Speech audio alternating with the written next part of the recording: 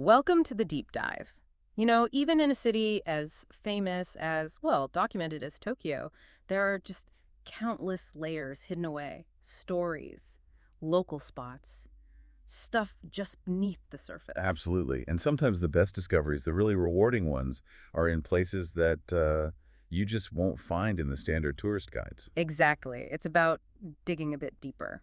And that's our plan today. We're heading to the district of Shimura, which is in Tokyo's Itabashi Ward. Right. Our mission really is to explore Shimura's history. It's surprisingly rich, quite multi-layered, and maybe uncover some fascinating stories and perhaps some hidden gems you might want to check out yourself. To do that, we've pulled together quite a mix of sources. We're looking at, old historical texts, local guides, stories from the community itself, and even some archival documents. Yeah, it's a real blend. It all helps paint a picture of Shimura through different times, giving you insights you probably wouldn't get otherwise. Okay, but before we jump in, just a quick clarification. It's important. When we say Shimura, we're talking specifically about this district in Itabashi Ward, Tokyo. Because the name Shimura might make people think of, well, obviously the famous comedian Ken Shimura, or maybe other places like Toshima over in Yamanashi. Right. But no, today is all about the Shimura. It's got its own unique story, its own character. So where do we start? The name itself. Let's do that. The name Shimura, well, it actually dates way back to the Middle Ages.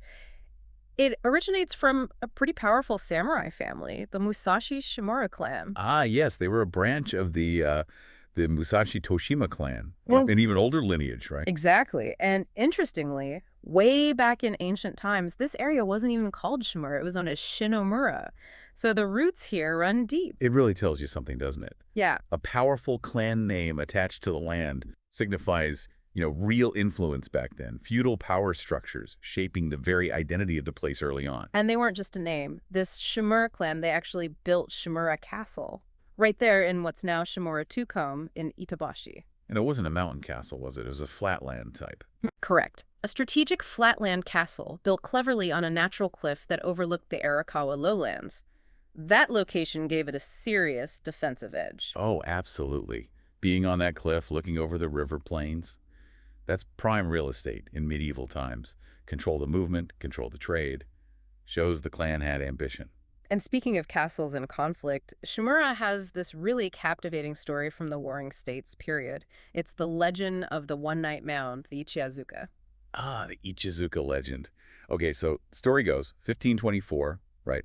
The northern Hojo clan is besieging the Chiba clan at Shimura Castle. Yes, and local folklore insists that the Hojo army managed to build this enormous earthen mound, like overnight, right across from the castle. And some versions even say they use cannons from this mound to take the castle, which is, well, where it gets interesting. Right, because this is the aha moment, isn't it? If you check the actual historical records. Cannons and gunpowder weapons, they didn't really arrive in Japan until 1543. Almost 20 years after this supposed battle. Exactly. So the cannons, almost certainly a later embellishment, added for dramatic effect, maybe to emphasize how powerful the Hojo were perceived to be. It's fascinating how legends evolve like that, blending bits of fact with, well, dramatic license. It tells you a lot about historical memory in a community. It really does. So while the actual mound itself was mostly leveled back in 1916, you can still find a piece of it. This is a great hidden gem for you, the listener. There's a stone monument, the Sanmine Shrine Stone Monument. It was originally on the Ichirizuka site. And they moved it. Yes. It's now preserved safely at the nearby Nishikamano Shrine. That's in Meinocho, 5161 in Itabashi Ward.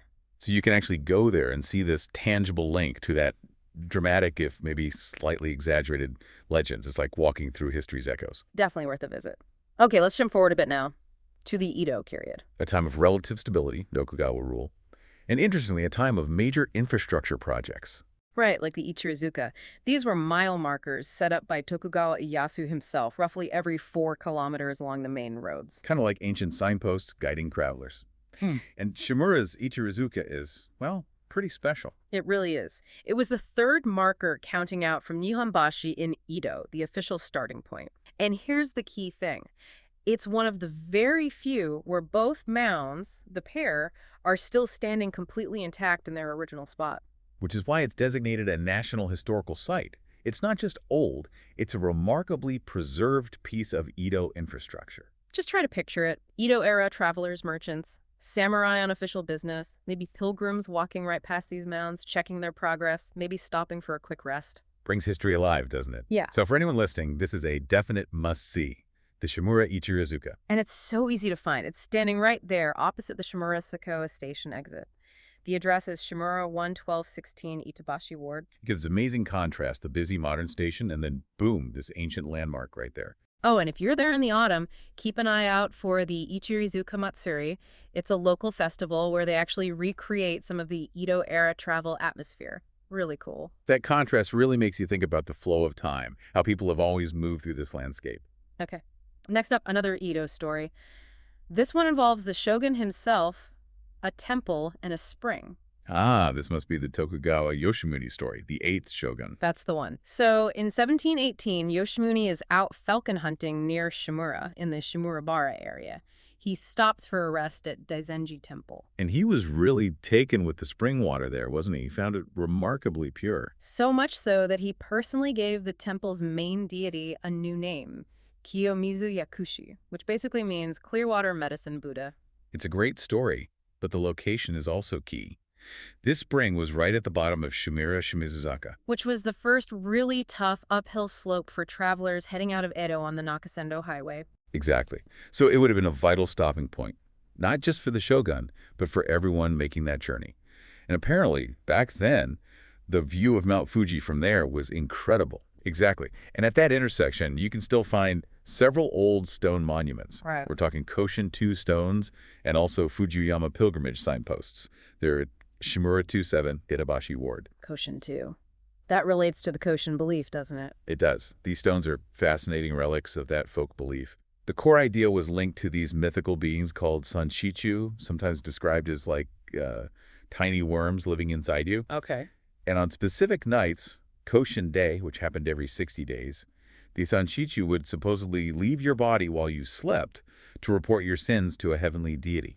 So the Koshin practice was For the whole community to stay awake together all night long on Koshin Day. To prevent the sanshichu from leaving and reporting their misdeeds, they'd gather, socialize, maybe recite prayers. Wow, that's incredible. It really speaks to collective responsibility, community bonds, and shared hopes for health and maybe avoiding divine punishment. Absolutely. So these simple stone markers aren't just signposts. They're symbols of that shared belief system, that communal effort. So the hidden gem here isn't a grand site, but these quiet, powerful stone markers themselves. Just finding them at that old crossroads, thinking about the beliefs they represent. It really anchors you to a very different time, a different way people related to each other and the spiritual world. Worth seeking out for a moment of quiet reflection. Okay, prepare yourself, because this next one, this is where things get really interesting, linking directly back to the castle. Ah, you must mean Shiroyama Kumano Shrine. Exactly. This is an ancient shrine founded way, way back in 1042 by Shimura Shogun, one of the clan leaders. And its crucial role, it was the guardian deity of Shimura Castle. Okay, that makes sense. Many castles had associated shrines. But the really mind-blowing part is where it stands today. Yes, this is it. The Shiroyama Kumano Shrine today stands directly on the site of the former main keep, the Hanmaru, the absolute heart of Shimura Castle. It's incredible. The castle buildings themselves, long gone, replaced by modern apartment buildings now. Yeah. The shrine remains. It's the most direct physical link we have to that medieval fortress. It's like the sacred ground preserved the memory, even as everything else changed. A powerful example of how sacred spaces endure and carry history forward. So the hidden gem is obviously the shrine itself. Absolutely. You have to visit Shiroyama Kumano Shrine at Shimura 216 to Itabashi Ward. When you go, look for the Shimura Castle Ruins stone monument, which explicitly marks the spot. And there are other historical features there too, right? Oh yes. You can walk through a torii gate, that traditional shrine entrance that dates back to the 17th century.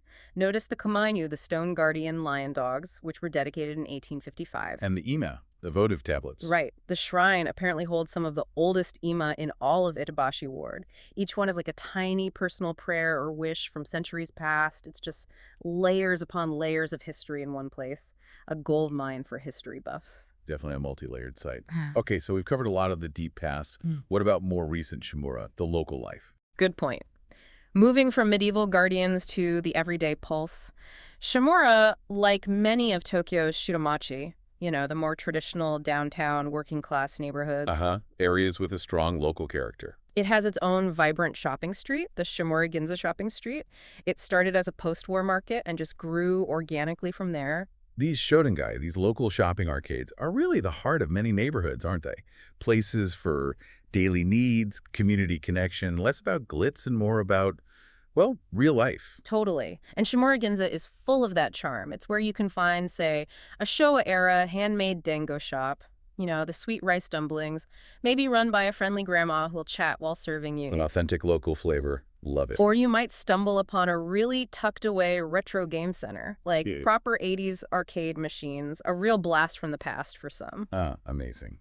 And here's a real insider tip. If you happen to be there on a Friday evening, look out for the yatai, the night food stalls.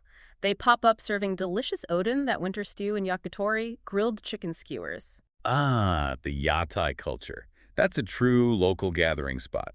Probably not many tourists know about those specific ones. Exactly. It's where you feel the real neighborhood vibe. Okay, so beyond the shopping street, you mentioned Itabashi Ward having an industrial past.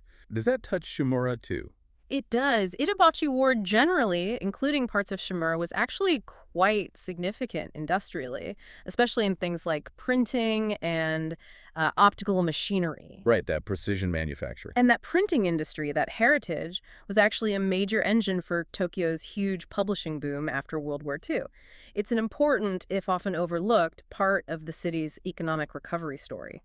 Interesting. And while maybe the big factories aren't there in the same way, you can sometimes still find echoes of that industrial spirit or new uses for those spaces. You can. And there are some unique hidden gems related to this. For instance, you might find a small workshop offering letterpress printing experiences. Hands-on, creating your own postcards using old techniques. That sounds cool. A tangible link to that printing history. Or, something really different, sometimes local NPOs organize factory night view walks. They guide you around to see some of the remaining industrial architecture, often beautifully lit up at night. It's a kind of industrial romanticism. A different kind of urban exploration. And what about green spaces amidst all this history and industry? Good question.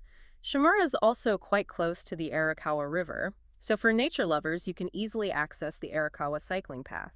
Great for long walks or bike rides with really expansive river views and cityscapes. Nice escape within the city. And dotted around, you might also find things like community art murals, brightening up walls, or even small ecological observation points focusing on local plants and wildlife. Little pockets showing community efforts towards regeneration and greening the area. A nice blend of the past and present, industry and nature. So wrapping this all up, what have we uncovered? We've journeyed through Shimura's hidden history, haven't we? From medieval castles and strange legends. Through Edo-era travel infrastructure, shoguns' visits, community faith. To the vibrant life of local shopping streets, the echoes of industry, and these surprising green connections. It really shows that even seemingly ordinary corners of a megacity like Tokyo can hold extraordinary stories if you just, well, look closely enough. Absolutely. We really hope this deep dive has given you, our listener, a bit of a shortcut to understanding Shimura better, and maybe even sparked an idea for your own exploration. Yeah, whether you're drawn to the ancient legends, the paths walked by Edo travelers, or just want to experience an authentic slice of Tokyo neighborhood life, Shimura really does offer something unique. So as you think about Shimura, maybe consider this final thought. What other hidden gems, what layers of history and community might be waiting just off your usual routes in your own city or town? And how do these everyday local stories, the tales of specific clans, specific shrines, specific streets, how do they ultimately connect to the bigger sweep of history and the identity of a place or even a nation? Something to ponder. There's always more to discover right where we live if we just take the time to look.